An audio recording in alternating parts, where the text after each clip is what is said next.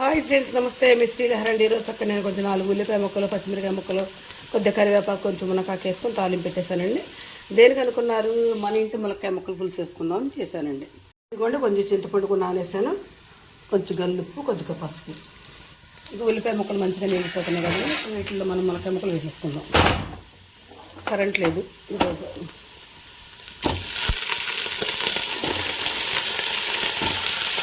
ముక్కలన్నీ వేసేద్దామండి.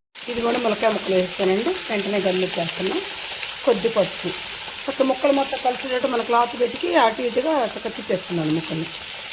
ఉప్పు పసుపు వేసాం కదా, కొద్ది కారం కూడా వేసేద్దామండి. బయట కొద్ది కారం కూడా వేసేస్తే ముక్కలు పట్టిపోద్దండి. కారం, ఉప్పు, పసుపు. ఈ మధ్యాహ్నం చింతపండు వేసేద్దాం, చింతపండు పులుసు వేసేద్దాం. ఇదిగోండి, ముక్కలు ఉప్పు పసుపు కారం పెట్టి చింతపండు పులుసు పోసేద్దామండి.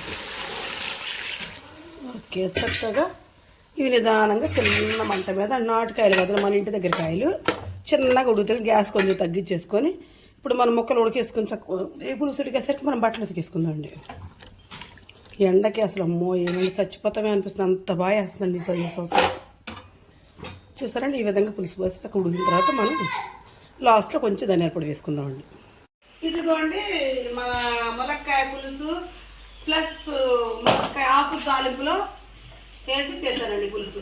నేను చేసే విధానం మీకు నచ్చితే నాకు లైక్ ఇవ్వండి. Please subscribe.